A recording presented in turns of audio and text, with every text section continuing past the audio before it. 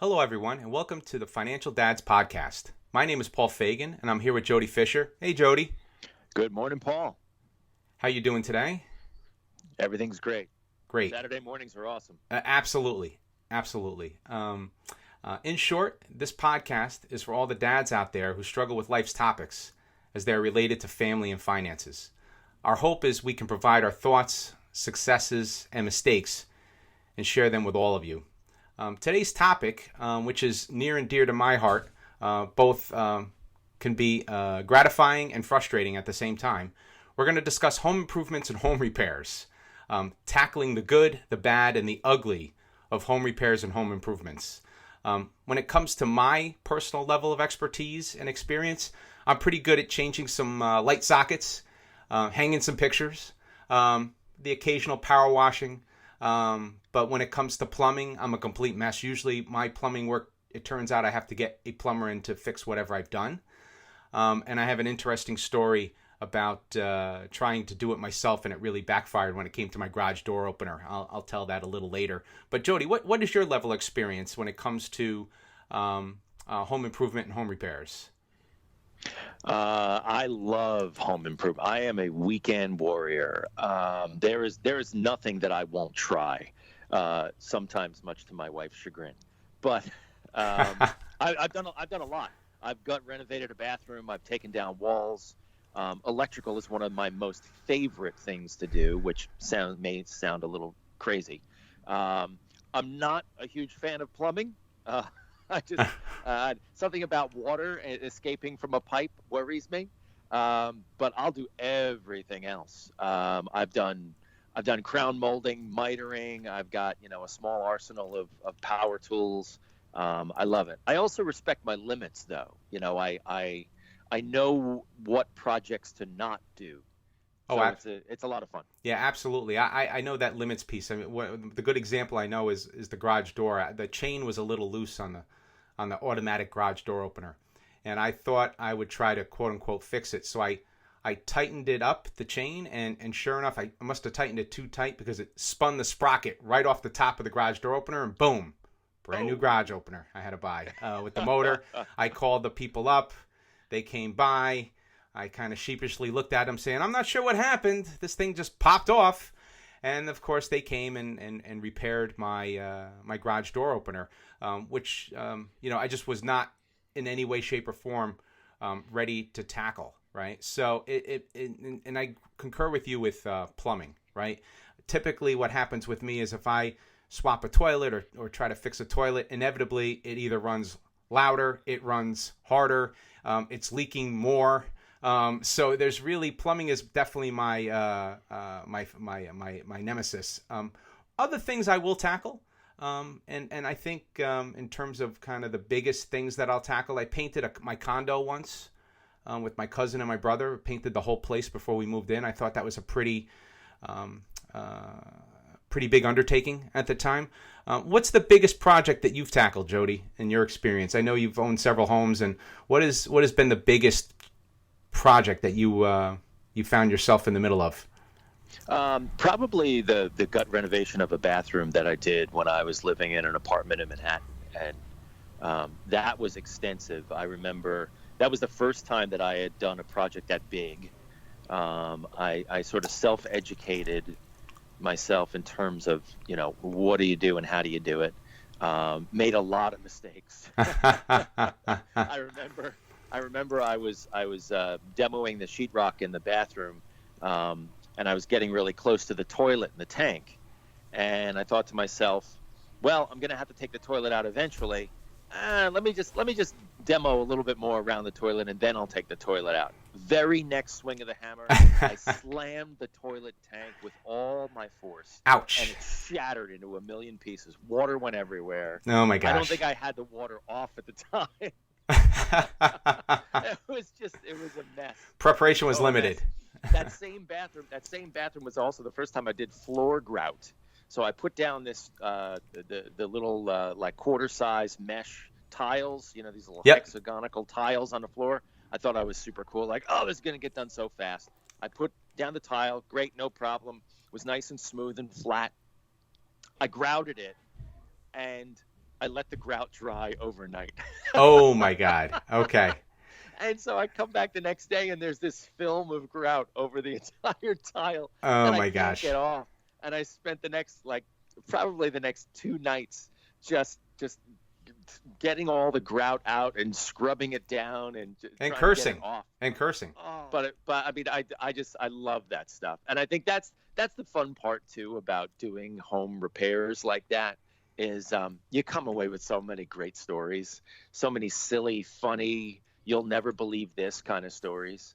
And so I just love it. I've gotten better over the years. You know, I took down a wall here in our house, and taking down a wall is something you should never do unless you know that the roof isn't going to come with it. Ah, interesting. Interesting. But I did my research and I took a look and I knew I could take it down and I did, and it made a world of difference. It was a wall between the kitchen and the dining room, and so it opened that whole space up. It's been that way for 4 or 5 years, and it just looks fantastic. That's great. I mean, I think my brother put it best. My brother, he is definitely the opposite of me, and he definitely like you, and I think he's even more aggressive. I've seen him take on projects that were unreal. He's a mechanic by trade, auto mechanic, but I've seen him take on projects of immense proportion. And he always told me, he said, Paul, he goes, if you're going to go put windows in a house, your first window is going to be awful. He goes, but by the time you get to your 20th window, you're going to know how to put windows in. And I had a similar experience with my condominium. I had a desire to change the outlets. And I know for those of you out there, I had the round outlets. I wanted to go with Decora plates. People know the square outlets and switches. And so I had a friend of mine in the electrical business, and I went around the house and took a list of all the different switches and different colors I needed, whether they were beige or white, and faceplates and the double switches and stuff like that.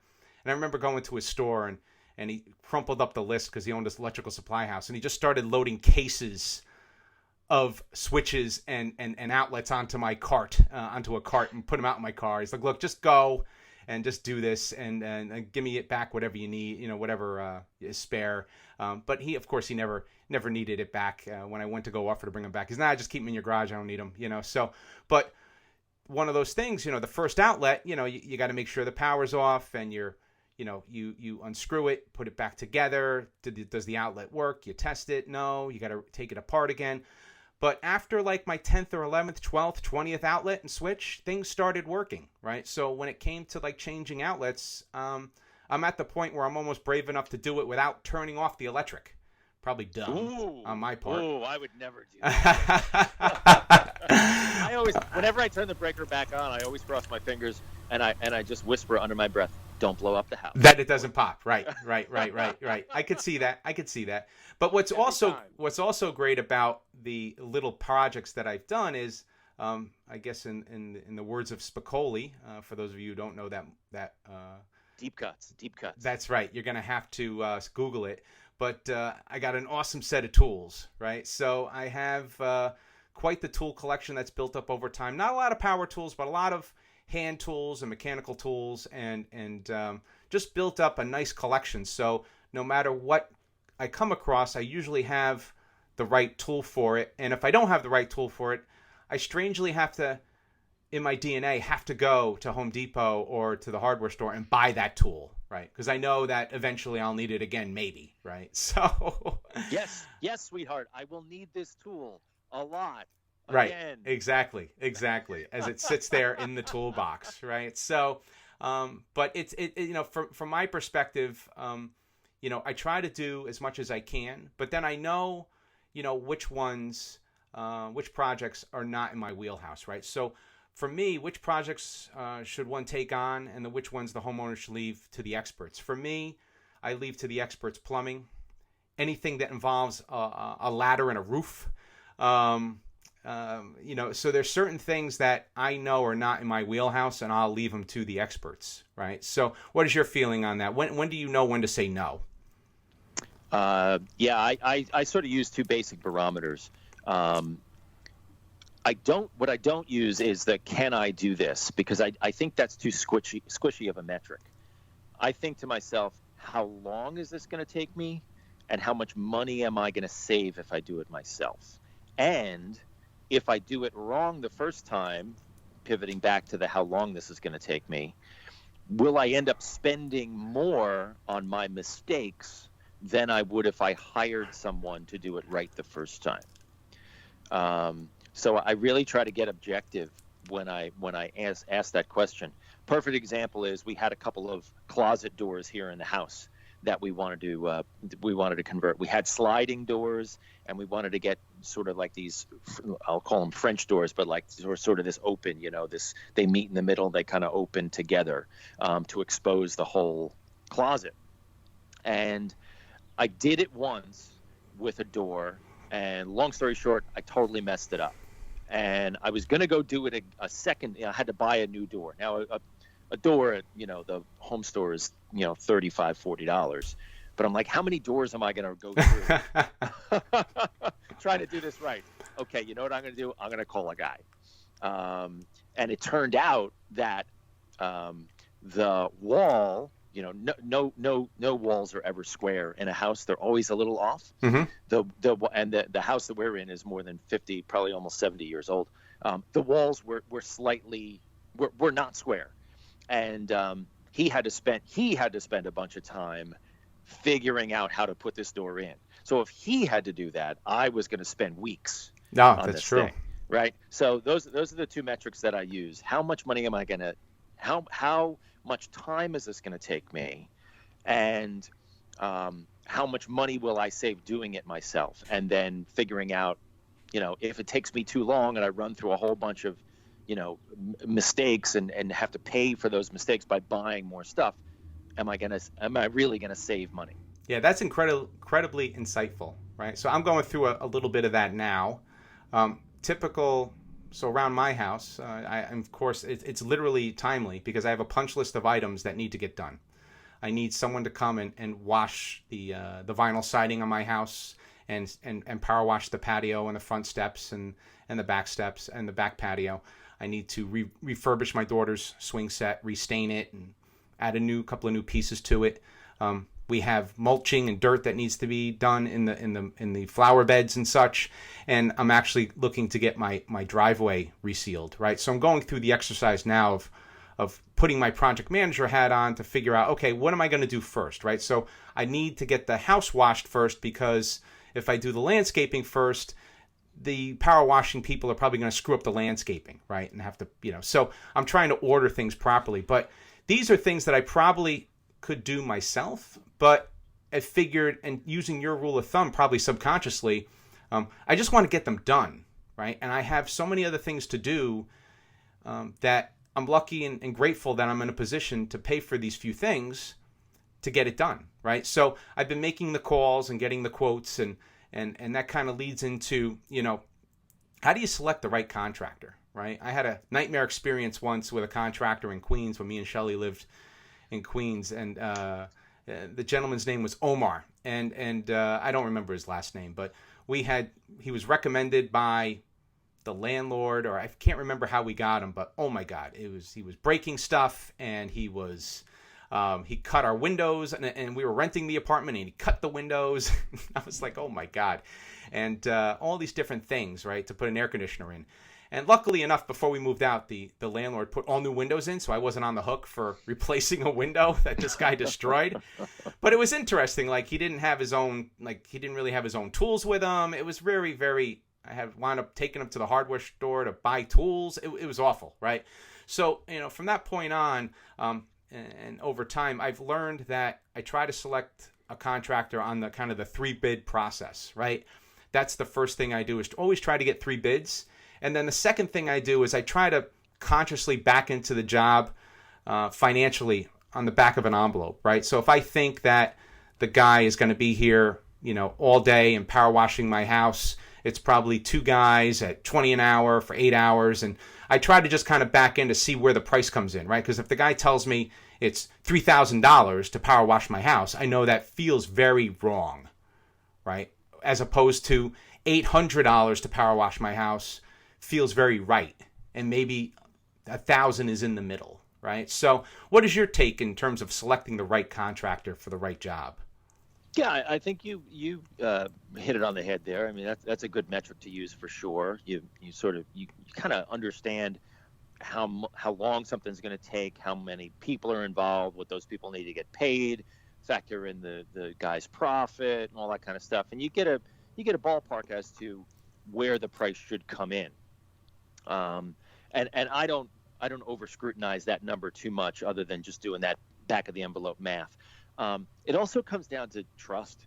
Yeah, and that's hiring anybody, working with anybody, whether it's someone to work on your house or someone to work with in business. Um, you've got to trust the person who's coming to work on your house. I mean, this is your house, right? This is where you and your family live your lives. They need to come in. They need to show respect for your house. They need to show respect for your family. They need to really care about the job that they're doing for you. And I find that referrals too are a great way to weed out the bad contractors at the very least. And these days with social media and everything, asking people for referrals and doing research on contractors, it's never been easier. So I would say trust, look the person in the eye and get some referrals, and ask to see some of their work too. Yeah. Ask them to show off what they're proudest of. That will tell you a lot about a person. Yep. What have you done for somebody that you want to show me? And then take a look at what that thing is. And if that thing is a piece of junk, well, you know what to do with that guy. That's right. That's right. And I guess trust but verify, right? I don't know, was that Ronald Reagan that said that? But I know that's a popular saying. So you're right. Is not only get the referral, but follow through with what they actually did, right? See some examples of their work, right? I think that's very key, right? I think that is very key to making sure that you have the right people doing the right job on your house. And you're right, the house is very personal, right? So you want to make sure you have the right people. I had a friend of mine once, because I got a painting bid that I thought was, high, and I mistakenly thought, well, maybe I can, get a cheaper bid. And my friend pointed out to me, he said, what are you going to go on Craigslist and get a painter? And they got no insurance, and they show up with and start painting and then spill stuff and don't cover stuff properly. And then where's your recourse, right? So that leads to the other piece where I'm always looking for the insurance, the bonding, the license. If they're working in the area, you definitely need somebody that will be there for the long haul and help you with getting the job done right and getting it done at a decent price, right? So I think that's key. Not to switch, I'm going to switch topics a little bit. Nowadays, I've talked to a lot of people, and YouTube comes into play now with home repair and home improvement, right? So what is your thoughts on YouTube? I love it. I love YouTube. I think it's a terrific teaching tool. Before that, I was one of the cable channel addicts. I would, watch all the DIY shows, and even going back to this old house, I actually taught myself. I built a piece of furniture in that same apartment that I did the bathroom in. I built a built-in set of cabinets. It was almost like a bookcase, basically, that sort of flanked. There was this old fireplace mantle that wasn't working, and the fireplace itself was all stuffed up, but the mantle was there. And so I extended the mantelpiece out in each direction, like 6 feet, the whole width of the apartment, and built bookcases in underneath that. I had never done anything like that.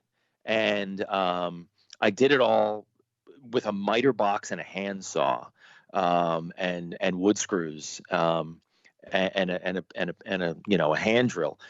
It came out great. I couldn't have been happier with it. There was lighting in it. There was electrical in it. I just loved it. And I did all that just by watching, This Old House. And this is before the days of YouTube, and reading books. You can teach yourself anything you want in this area. You just have to have the inclination and the patience to research it, to read up on it, to figure it out for yourself, and then to understand that you're going to make mistakes, and then know how to compensate for those mistakes. No, that's very true, right? So I think the key for me is, and it's funny you mentioned This Old House. It brought back a memory. My father wasn't handy at all. Not at all, right? And basically at the end of the day, on Thursday nights on PBS, we would watch This Old House together. He got a kick out of watching This Old House, right? Which was always funny to me, because he was the least handy guy ever, right? He had an awesome set of tools, didn't really know how to use them, right? So we always had contractors. He never even attempted to hang a picture, but he loved watching This Old House. He loved checking all those different shows out. But you're right, with This Old House going back into the, once again, I'm dating myself, but watching it on PBS when you only had a few channels. But now with YouTube, everything is on YouTube. When it was on. Right, exactly. Yeah, you had to wait till Thursday night at 8:30. I remember Thursday night at 8:30, I would watch This Old House with my father. And there was another show called Home Time that we found, and we were watching Home Time. Yeah, so it was very interesting to kind of watch all these different pieces. So, at the end of the day, I got a lot of knowledge from watching them, and even for small jobs, I've been able to watch them now too. So. There are a lot of great YouTube channels out there. I mean, I subscribe to a whole bunch of them. They're very easy to find. You just got to look, and they can be not only can they be terrifically educational and terrifically helpful. They're also a wonderful counterbalance to a lot of the crap that you hear about and see come over your transom on social media. To sit down and watch someone build something on YouTube, I find incredibly refreshing. Yeah, it really is, right? And I've learned different things about even automotive. I know that's not tying into home repair, but little things that I've needed. I just Google it. Something I will not touch is automotive. I'm very blessed and lucky in that respect. My brother is a master certified mechanic and just is the guy, right? And I remember bringing him once on a. I'm diverting a little bit, but this goes back to whether it's a home, having an expert referral or having that advisor, right, that can help. Long story short, I brought my brother to buy a used car for my wife, and we answered a classified ad, and it wound up being that the guy was a dealer. He was selling cars for a living, right? So, of course, very, very, very and he had that sleazy car salesman look, right? He was selling cars out of his house, And I remember going with my brother. My brother was the plaid jacket too. Not quite the plaid jacket, but it was kind of amazing to watch. And I brought my brother with me, and he went to go check it out. And he's looking at it, and he's ripping it apart, and he's talking. This I don't know. I think it was the power steering pump, or there was something that was leaking, right?